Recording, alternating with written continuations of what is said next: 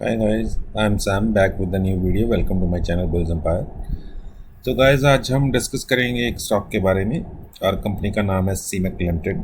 और गाइज अगर आपको याद होगा तो ये स्टॉक मैंने आज से अप्रॉक्सीमेटली ये आप देख सकते हैं शायद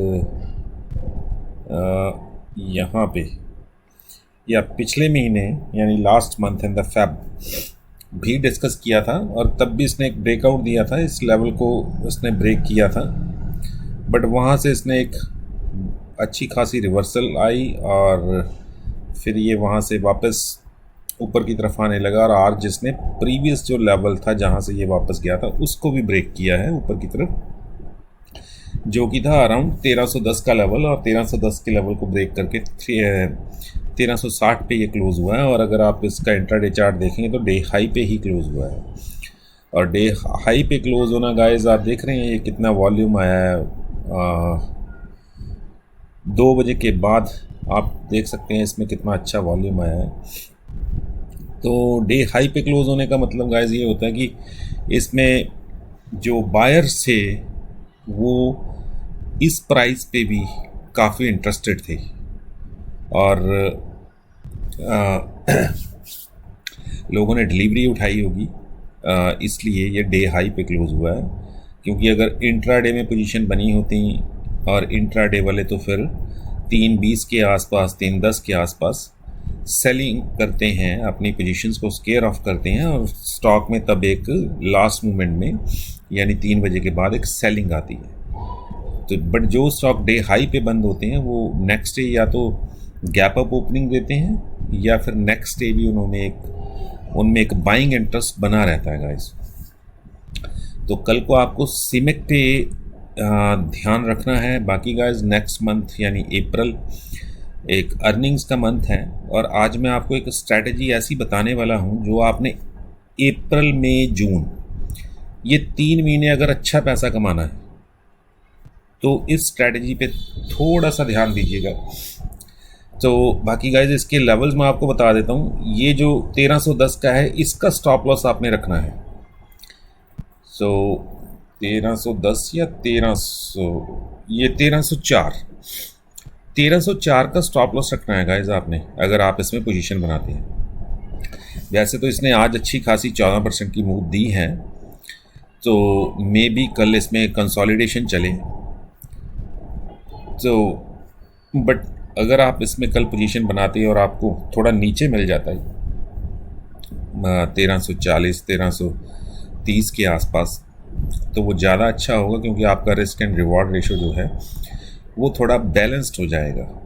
अगर आप 1360 पे पोजीशन बनाते हैं तो भी कोई बुरी बात नहीं है, बट द थिंग इज़ कि फिर आपका जो रिस्क रिवॉर्ड रेशो जो होता है वो थोड़ा इम्बैलेंस हो जाएगा, क्योंकि आपका 1300 के आसपास स्टॉप लॉस रहेगा, 1360 पे पोजीशन बनेगी और मेरा जो इसके लिए नेक्स्ट टारगेट है वो 1420 का है। तो रिस्क एंड रिवॉर्ड रेशो जो आपका बनेगा 1:1 का बनेगा और मैं चाहता हूं कि आपका जो रिस्क एंड रिवॉर्ड रेशो वो 1:2 का बने। तो अगर आपको 1330 और 1340 के बीच में कहीं मिले तो फिर ज़्यादा अच्छा रहेगा, क्योंकि 1330 से 1420 तो ऑलमोस्ट 90 पॉइंट्स की मूव है और नीचे की तरफ स्टॉप लॉस जो हमारा 1300 के आसपास रहेगा तो 30 पॉइंट 1:4 का रिस्क एंड रिवॉर्ड रेशो बन जाएगा, 1:3 का, जो कि एक बहुत ही अच्छा रिस्क एंड रिवॉर्ड रेशो माना जाता है। तो गाइज एनीवे मैं आपको वो चीज़ समझाने या बताने वाला हूँ जो कि अर्निंग्स के बाद आपके काम आनी है। तो गाइज वो क्या स्ट्रैटेजी है, तो मैं आपको एक एग्जांपल देता हूँ। स्टॉक हम कंसीडर करते हैं गुजरात,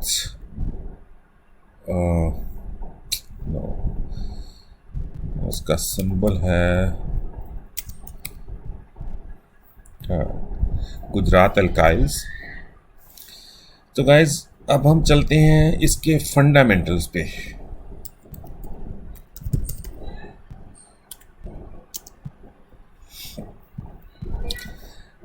तो ये इसके फंडामेंटल्स हैं और आपको ध्यान देना है इसकी जो अर्निंग्स आई थी।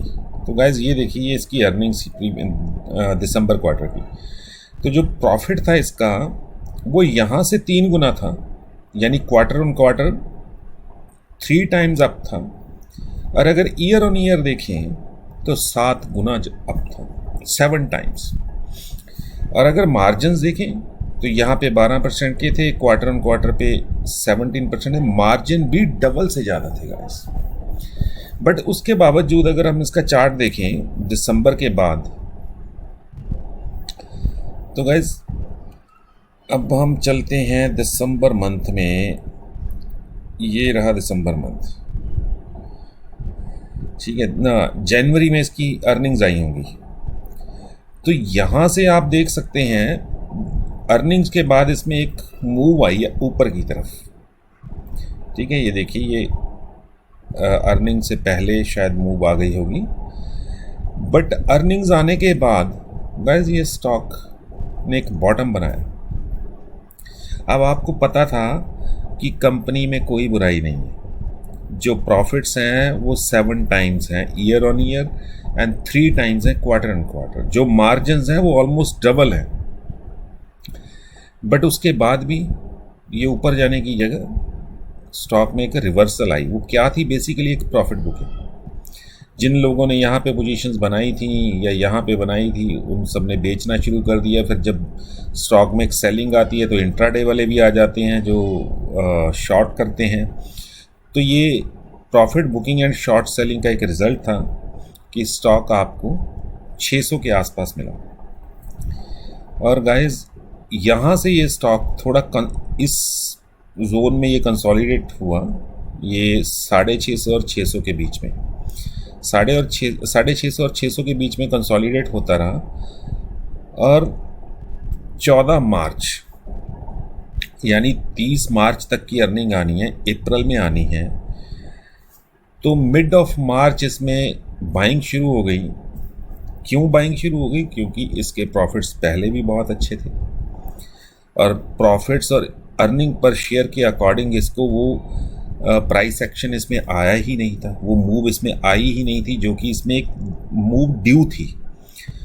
और गाइस जब इसने ये कंसोलिडेशन जोन को निकाला, जिस दिन ये निकाला था अप्रॉक्सीमेटली 700 के आसपास, तब मैंने क्लाइंट्स को बोल दिया था कि लेके रख लो, 800 के टारगेट है, ठीक है। बट मेरे टारगेट्स से तो ये बहुत ऊपर चला गया, मेरे टारगेट से, क्योंकि मुझे ये लग रहा था कि ये 850 के आसपास इसमें एक जो है रेजिस्टेंस है।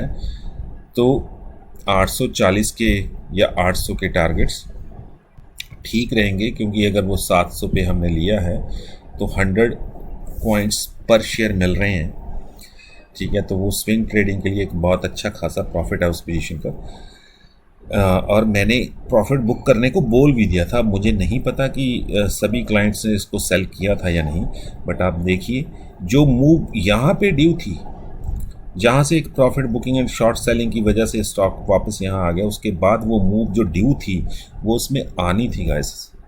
और ऐसे बहुत से स्टॉक हैं, अगर आप नोटिस करेंगे, आप एक स्क्रीनर बनाइए जिसमें फंडामेंटली जो अर्निंग्स हैं, वो मतलब कि जो प्रॉफिट ग्रोथ है वो every quarter on quarter and year on year double है या डबल से ज़्यादा है।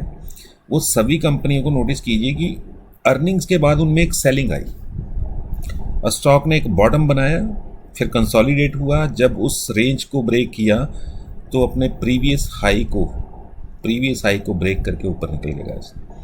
तो गाइस अब इस अर्निंग्स के बाद ये ध्यान रखिएगा कि कौन से कंपनी के अर्निंग्स जो हैं वो डबल ट्रिपल आई हैं और उनमें सेलिंग बन गई। अर्निंग्स के पहले उसमें बाइंग आई, अर्निंग्स के बाद उसमें प्रॉफिट बुकिंग शुरू हो गई, और जहाँ पे आपको लगे उसमें बॉटम बन गया, तो आपको पता है फंडामेंटली वो कंपनी बहुत अच्छी है, ठीक है। तो उसमें एक अच्छी खासी क्वांटिटी की पोजीशन आप बना के रख सकते हैं। थोड़ा पेशेंस वो आपको रखना पड़ेगा, या फिर आप एक का काम और कर सकते हैं कि जब ये कंसोलिडेशन शुरू हो स्टॉक में कहीं, तो जब ये रेंज ब्रेकआउट दे, जैसे इसने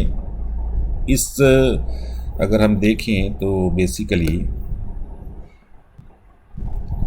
गाइस अब ये देखिए ये इसने एक रेंज बनाई,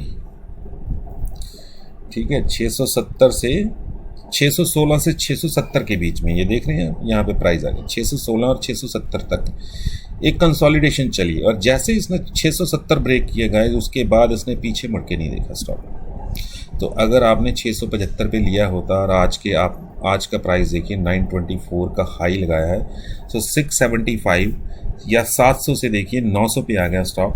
और कितने दिनों में आ गया, ये इसने ब्रेक किया था 11 मार्च को गाइस, 11th ऑफ मार्च, और आज क्या है 8th ऑफ मार्च। तो सिर्फ 16 दिनों में जिसमें ट्रेडिंग सेशन तो सिर्फ 11-12 ही आए होंगे। सो 11-12 ट्रेडिंग सेशंस में इसने आपको 200 पॉइंट से ऊपर की मूव दे दी गाइस, 250 पॉइंट्स। तो अगर आपने 670 के ऊपर लिया होता और पेशेंस करके होल्ड करके बैठे होते, ठीक है, और जैसे ये लेवल निकला था तो आपको पता था कि अब इसमें ब्रेकआउट आएगा। मैंने गाइस इसमें दोबारा पोजीशन बनवाई अपने क्लाइंट्स की, क्योंकि एक बार तो हमने सेल कर दिया था, दोबारा पोजीशन बनवाई और दोबारा फिर प्रॉफिट बुक किया गया, ठीक है, क्योंकि इसमें आज जब ब्रेकआउट आया तो हमने इसमें दोबारा पोजीशन बनाई, तो फिर आज ही की आज इंट्राडे में ही हमने प्रॉफिट बुक किया। तो गाइस अब जब अर्निंग्स आएंगी तो आपको ना ऐसे स्टॉक्स पे ध्यान रखना है जो आपको बहुत अच्छा प्रॉफिट देंगे। सिर्फ नोटिस कीजिएगा किस कंपनी के रिजल्ट्स अच्छे आ रहे हैं, फंडामेंटली स्ट्रॉन्ग कंपनी है, मिड कैप है, स्मॉल कैप है, चाहे लार्ज कैप है, और उनमें प्रॉफिट बुकिंग शुरू हो गई। और जब प्रॉफिट बुकिंग शुरू हो तो आपने देखना है कि बॉटम कहाँ पे बना रही है, ठीक है गाइस। तो एक मैंने आपको ये स्ट्रैटेजी बतानी थी कि अब अर्निंग्स के बाद इन चीज़ों पे ध्यान रखिए, क्योंकि आप ढूंढते रहते हैं कि किस स्टॉक में हम शॉर्ट टर्म स्विंग के लिए पोजीशन बनाएं या मीडियम टर्म स्विंग के लिए पोजीशन बनाएं, ठीक है गाइस। ऐसे ही मैंने विप्रो बोला था अपने क्लाइंट्स को, और विप्रो में भी सेम चीज़ हुई थी। आप देख सकते हैं कि ये देखिए एक कंसोलिडेशन चली विप्रो में, और वो कंसोलिडेशन रेंज ये थी गाइस। विप्रो में यहाँ कंसोलिडेशन होती रही जबकि इसके अर्निंग्स इतने बैड नहीं थे, बट स्टॉक 725 से टूटना शुरू हुआ तो इसने 531 का लो बनाया। ये देखिए यहाँ 531 पे आया था, ठीक है। और मुझे इसका लो का इसलिए पता है क्योंकि मैं इसको पूरा मॉनिटर कर रहा था, और एक दिन नहीं कम से कम 10 दिन हमने इसमें प्रॉफिट बनाया, अलग अलग दिन पे। जैसे ही नीचे आता था हम लेते थे, जैसे ही ये ऊपर जाता था हम बेचते थे, फिर नीचे मिलता था लेते थे, फिर ऊपर जाता था हम बेचते थे, ठीक है। और एक टाइम आया कि फिर इसकी एक रेंज बन गई 560 के ऊपर, तो 573 तक की इसने रेंज बनाई। और जैसे ही 573 से ऊपर निकला गाइस तो हमने पोजीशन बना ली इसमें। मुझे पता था अब ये 600 के ऊपर जाएगा, तो एक अच्छी खासी स्विंग मिल गई। ये देखिए किस दिन ब्रेक किया इसने, 8th ऑफ मार्च को, और कहाँ तक गया ये 23 मार्च तक, ये 613-14, वैसे 616 का हाई बनाया था इसने, 617 का। तो आपने 673 पे लिया, 50 पॉइंट्स की मूव आपको 10-12 ट्रेडिंग सेशन में मिली। 500 के स्टॉक में या 600 के स्टॉक में आपको 10% की मूव मिल गई, और आपको क्या चाहिए। और अभी भी इसमें मूव आएगी ऊपर की तरफ, मैं आपको अभी भी कह रहा हूँ ये स्टॉक अपने प्रीवियस हाई को ब्रेक करेगा। बट द थिंग इज़ कि अब इसकी अर्निंग्स पहले ही वीक में आ रही हैं अप्रैल के, तो अर्निंग्स अगर ठीक ठाक आ गई तो ये अपने प्रीवियस हाई को ब्रेक करेगा। तो गाइज इन चीज़ों पे ध्यान रखिएगा अगर आप प्रॉफिट बनाना चाहते हैं ना, क्योंकि जब आप यहाँ पे स्टॉक बाय करेंगे तो डाउन साइड बिल्कुल ज़ीरो के करीब होती है कि डाउन साइड स्टॉक में और है ही नहीं। और आप ए ग्रेड कंपनी यानी लार्ज कैप ना, जो निफ्टी 50 की कंपनीज हैं, उनमें अगर आप बना के चलते हैं पोजीशन, तो आपको ये भी फिक्र नहीं होता कि मेरे पैसे ना डूब जाएं, क्योंकि अगर निफ्टी को ऊपर जाना है तो इसको लिए बिना ऊपर नहीं जा सकती, ये जाएगा ही जाएगा ऊपर निफ्टी के साथ। अगर आपको ये लगता है कि निफ्टी ऊपर जाएगी इन द मीडियम रन या in the long run Nifty ने ऊपर जाना है, तो फिर वो विप्रो इन्फोसिस को छोड़ के ऊपर नहीं जा सकती गाइस, वो रिलायंस को छोड़ के ऊपर नहीं जा सकती। यही स्टॉक निफ्टी को ऊपर लेके जाएंगे। Nifty is nothing. ये स्टॉक जो 50 स्टॉक हैं निफ्टी के, वो मिलके निफ्टी को बनाते हैं। निफ्टी इन स्टॉक्स की वजह से, ये स्टॉक निफ्टी की वजह से नहीं चल रहे, निफ्टी इनकी वजह से चल रही है। तो अगर निफ्टी आपको लगता है कि 15,000 से 18,000 की तरफ जाएगी या 18 से ऊपर जाएगी, एक न्यू हाई बनाएगी, तो उसमें फिर विप्रो नीचे नहीं रहेगा, विप्रो भी ऊपर जाएगा। तो अब मैं आपको एक स्टॉक बता देता हूँ जिसमें आप यही बेनिफिट ले सकते हैं, और मैं इसमें काम कर रहा हूँ डेली बेसिस पे। और गाइस स्टॉक का नाम है हिंदुस्तान यूनिलीवर। आप देख सकते हैं ये एक रेंज बना रहा है, और अगर हम देखें कि वो रेंज कौन सी बन रही है, तो गाइस ये एक रेंज बना रहा है हिंदुस्तान यूनिलीवर 2100, 1950 से 2100 की रेंज आप लगा सकते हैं। यहाँ तक जाता है, वापस आता है, ठीक है, यहाँ से फिर सेलिंग आई, अब ये फिर ऊपर की तरफ जाना शुरू है। या तो आप ये इस बॉक्स के अंदर, इस रेंज के अंदर स्विंग खेल सकते हैं, ठीक है, कि बॉटम पे लिया, यहाँ पे बेचा, क्योंकि अगर यहाँ से वापस आता है तो आपने प्रॉफिट बुक कर लिया यहाँ आने से पहले। और अगर ये इस रेंज को ब्रेक करता है तो फिर आप उसे बस होल्ड कीजिए, क्योंकि फिर आपको ये लेवल भी बहुत जल्दी दिखने वाले हैं 2400 के लेवल।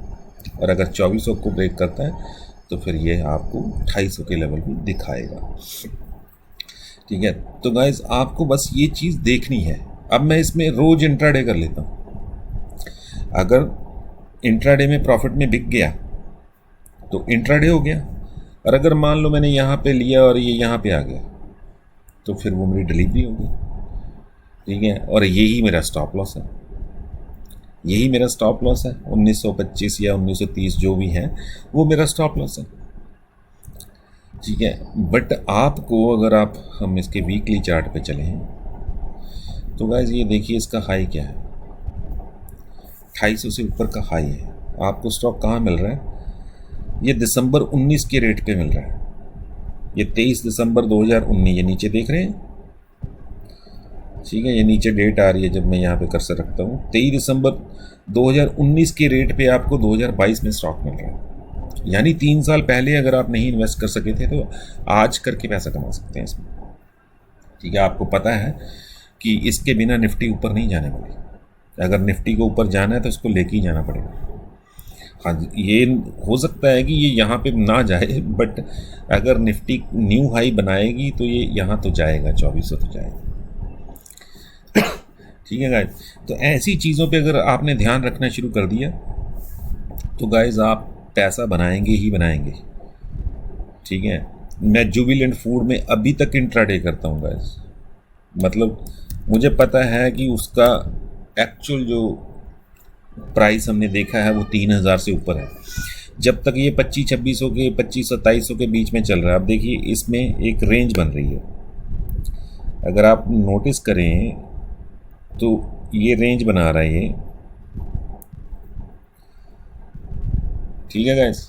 अब इस रेंज में ट्रेड कर रहा हूँ, तो आपको क्या करना है, अगर आपने इस रेंज के अंदर स्विंग खेलना है तो बस ध्यान रखिए, जब यहाँ पे मिले तो यहाँ के लिए पोजीशन बना लीजिए, ठीक है। नीचे आए पोजीशन बनाइए, ऊपर आए प्रॉफिट बुक कीजिए, और जिस दिन इसने इस रेंज को ब्रेक कर दिया, जिस दिन इसने इस रेंज को ब्रेक किया तो एक लॉन्ग टर्म पोजीशन बना के बैठ जाइएगा, क्योंकि फिर आपको ये वाले लेवल दिखने वाले हैं इसमें, ठीक है गाइस।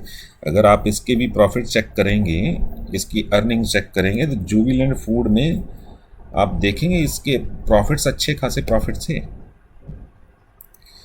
ये देखिए गाइस, ठीक है। क्वार्टर ऑन क्वार्टर भी अच्छे थे प्रॉफिट, और जब ईयर ऑन ईयर देखते हैं तो वो भी अच्छे थे, एंड मार्जिन्स भी मेंटेन थे 26%, 26%, 26%। तो कंपनी में कोई कमी है क्या? सीईओ अगर मैनेजमेंट में कोई चेंजेस आए हैं तो लोग पिज़्ज़ा खाना थोड़ी छोड़ रहे हैं, ठीक है।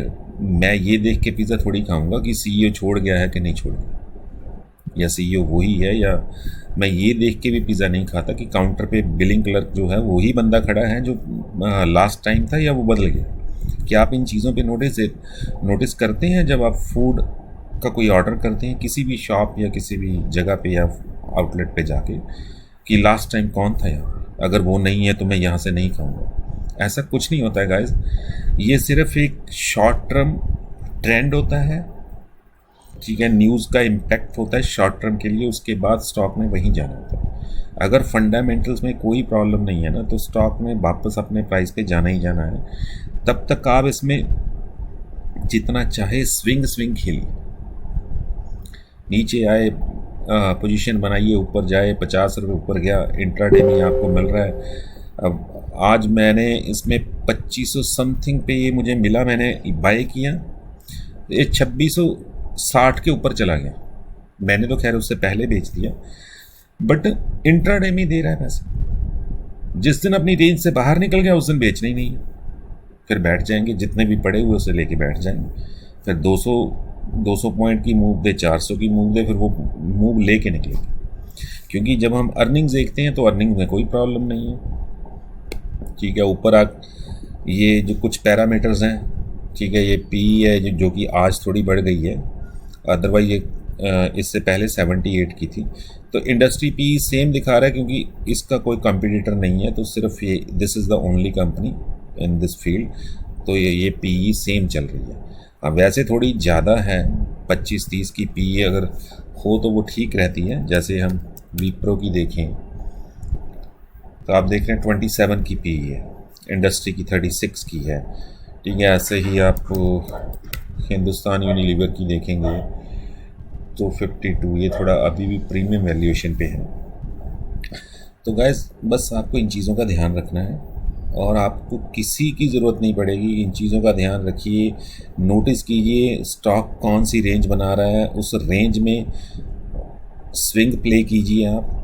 आपको किसी और स्टॉक की ज़रूरत ही नहीं है, एक ही स्टॉक पकड़ लीजिए, हिंदुस्तान यूनिलीवर इतने सस्ते में मिल रहा, पकड़ लीजिए उसे, ठीक है। वो 1900 का उसका स्टॉप लॉस रख के आप उसमें जितना मर्जी स्विंग खेलिए। 1950 के आसपास मिलता है, लीजिए, 70 पे जाता है, बेचिए, ठीक है। फिर जाके 1940-50 में मिलता है, लीजिए, 2000 पे जा रहा है, बेचिए। तो रोज़ उसी में स्विंग खेलिए, विप्रो में खेलिए, जुबिलेंट फूड में खेलिए। जितने स्टॉक्स आपको फंडामेंटली स्ट्रांग हैं बट निचले लेवल पे मिल रहे हैं, जब तक वो रेंज ब्रेक नहीं कर रहे तो 20-50 पॉइंट्स के लिए स्विंग खेलिए, और जब रेंज ब्रेक कर गए तो लेके बैठ जाइए बस, ठीक है। फिर अगर मान लो ये इस रेंज को ब्रेक करता है तो ये हमारा स्टॉप लॉस बन जाएगा, ठीक है। हम यहीं इसको ब्रेक होने पे लेंगे और फिर ये हमारा स्टॉप लॉस बनेगा एंड बैठ जाएंगे। अगर ये वापस आ गया और नीचे जाने लगा तो आप दो चीज़ें करेंगे, या तो स्टॉप लॉस आपका हिट हो गया, आप एग्जिट कीजिए, और जब और नीचे जाता है तो वहाँ पे दोबारा लीजिए, या फिर आप एक्यूमुलेशन करनी शुरू कीजिए कि अगर आपके पास पैसे हैं, कैपिटल हैं, तो जैसे ही 50 पॉइंट नीचे जाता है तो एक्यूमुलेट कीजिए, और 50 पॉइंट नीचे जाता है एक्यूमुलेट कीजिए। रिवर्स तो होना ही है इसको, ठीक है। और या फिर आप अगर आपके पास एक्स्ट्रा कैपिटल नहीं है, आपने पोजीशन बनाई 20 शेयरों की, 50 शेयरों की, जैसी उसने रेंज ब्रेक की और वो अनफॉर्चुनेटली वो यहाँ से रिवर्स हो गया, मार्केट गिर गई, कुछ भी हो गया, तो ये जो ऊपर वाली रेंज है इसको स्टॉप लॉस के तौर पे रख लीजिए। अगर आप और कैपिटल उसमें नहीं लगाना चाहते तो एक बार एग्जिट मारिए, जहाँ पे जाके वो रुकता है, बॉटम बनाता है और वहाँ से वापस शुरू ऊपर की तरफ जाना शुरू करता है तो दोबारा पोजीशन लीजिए। तो गाइस आपको रोज़ नए स्टॉक्स ढूंढने की ज़रूरत ही नहीं है, थोड़ा सा स्टडी कीजिए चार्ट को, फंडामेंटल्स को। एक स्टॉक पकड़ लीजिए जो आपको एक सस्ते रेट पे यानी सस्ती वैल्यूएशन पे मिल रहा है, फंडामेंटली स्ट्रांग है, लार्ज कैप कंपनी है, निफ्टी 50 की कंपनी है, क्योंकि उस कंपनी को लिए बिना निफ्टी 50 ऊपर नहीं जाएगा। उसमें मूवमेंट कम हो सकती है पर अगर निफ्टी में पॉजिटिव मूवमेंट आएगी तो उस स्टॉक में आएगी। अब देखिए ये आज 1940 पे आपको मिल रहा था, हिंदुस्तान यूनिलीवर, नहीं 1940 पे नहीं, 1932 का समथिंग लो बनाया उसने, बट मैंने 1940 1945 पे लिया आई गेस, जब ऊपर की तरफ आ रहा था तो 1945 पे लिया, 1972 पे बेच दिया। क्या गया, सिर्फ कुछ देर के लिए मुझे वो होल्ड करना पड़ा। जैसे ही वो 1970 के ऊपर निकला, मैंने जो भी मार्केट रेट था 1972 का था, मैंने बस उस पर एग्जिट किया, अपना स्केयर ऑफ कर दी पोजीशन। तो 50 शेयर भी लिए तो आप देखिए 45 से 72, तो आपको 27 पॉइंट मिल गए। ठीक है, आप 30 से मल्टीप्लाई कर दीजिए तो अप्रॉक्सीमेटली 1500 रुपये बन गया।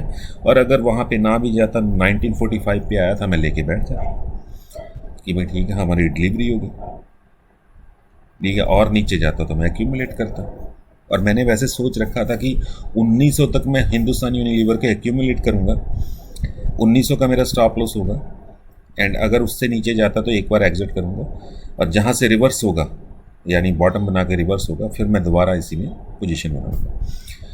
बट मैंने लिए वो आज ही, मुझे इंट्राडे में ही दे गया, तो मैंने एग्जिट कर लिया। तो guys, this is the way how you can make the money. And बस थोड़ा सा ध्यान रखना है ना, किन कंपनी की अर्निंग्स अच्छी हैं, उसके बाद प्रॉफिट बुकिंग शुरू हो गई, एंड प्रॉफिट बुकिंग के बाद आपको जहाँ पे वो बॉटम बनाती है और रेंज ब्रेकआउट करता है, आपको एंट्री लेनी है। जब तक वो रेंज में चलता है, आपको एक छोटा कम पॉइंट्स का और शॉर्ट टर्म के लिए स्विंग खेल सकते हैं उस रेंज में, क्योंकि आपको श्योरिटी है कि फंडामेंटल में कोई प्रॉब्लम नहीं है और ये वापस जाएगा ही जाएगा। तो ये 3 महीने ऐसे होंगे गाइज कि उसमें बहुत से स्टॉक्स में प्रॉफिट बुकिंग आएगी अर्निंग्स के बाद। आपको बस ये नोटिस करना है कि किन स्टॉक्स की अर्निंग्स बहुत अच्छी आई थी बट अब प्रॉफिट बुकिंग के शिकार हैं, और जैसे ही बॉटम बनता है आपको वो अपनी वॉच लिस्ट में रोज़ के लिए लगाने हैं, रोज़ के लिए उसमें स्विंग खेलिए। जो भी सबसे अच्छी कंपनी आपको लगती है उस एक कंपनी को पकड़ लीजिए। Thank you for watching guys, and will see you with the next video. Bye bye for now.